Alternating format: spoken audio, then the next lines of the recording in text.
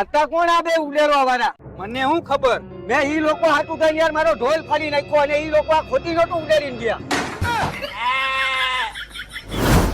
એક જાનની તો પથારી ફેરવી નાખી. હાલ ભાઈ હવે બીજી શેરીમાં વગાડ.